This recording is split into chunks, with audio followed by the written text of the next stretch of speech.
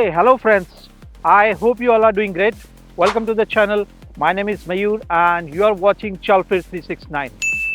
I'm sure आपको हमारा previous video अच्छा लगा रहेगा. अगर आपने अभी तक देखा नहीं है तो प्लीज़ जाके देख लीजिए.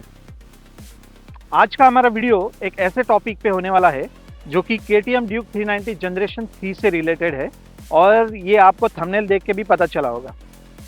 जो भी KTM Duke 390 जनरेशन 3 के ओनर्स है, आई एम श्योर उन्होंने ये इशू कभी ना कभी फेस किया ही होगा. तो फ्रेंड्स, इशू ये है कि कभी कभी Duke 390 जनरेशन 3 के TFT डिस्प्ले पे कंटिन्यूसली एक वार्निंग लाइट फ्लैश होते रहता है.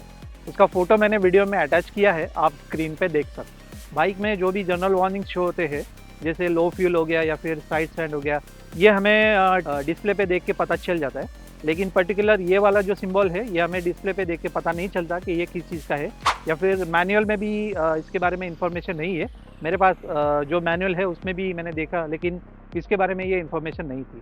तो ऑब्वियसली अगर जिसको ये पता नहीं है वो ये देख के पैनिक हो जाता है. मैं भी हुआ था और 7 मंथ्स में ये चीज़ मैंने 2 बार एक्सपीरियंस की है. चलो जानते हैं ये वार्निंग लैम्प जलने के रीजंस और सॉल्यूशंस के बारे में. बाइक में अगर ऑपरेशन से रिलेटेड कुछ इशू होगा तो ये वार्निंग लैम्प शो होता है, और उसमें से एक इशू फ्यूल पंप एंड उसके सेंसर से रिलेटेड भी है. आपने नोटिस किया होगा कि बाइक का इग्निशन ऑन करने के बाद में TFT डिस्प्ले पे ये वेलकम नोट आता है. ठीक है, ये वेलकम नोट आने के बाद में इंजन किल स्विच जो है उसको नीचे करने के बाद में फ्यूल पंप स्टार्ट होता है.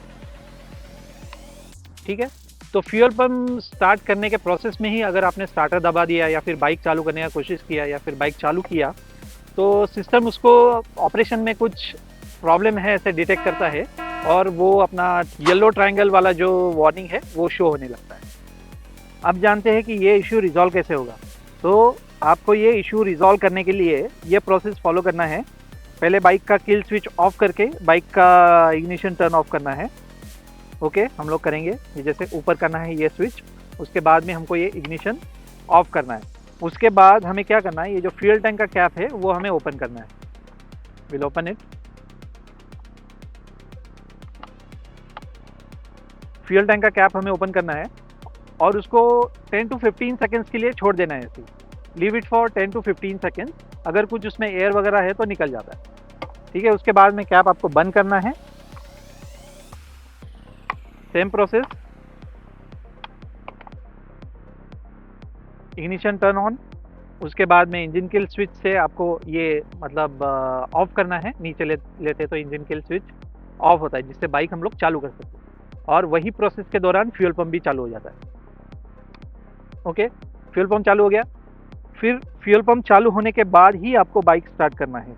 उसके बाद जो येलो ट्रायंगल वाला वार्निंग कंटिन्यूसली शो हो रहा था वो बंद हो जाएगा एंड इशू रिजॉल्व हो जाएगा.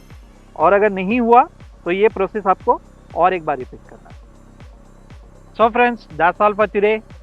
आई होप ये वीडियो से आपकी हेल्प होगी, और अगर ये वीडियो आपको इन्फॉर्मेटिव लगा होगा तो don't forget to hit the like button, subscribe to the channel and press the bell icon for further updates. Until then, ride safe, take care and keep rocking my dears.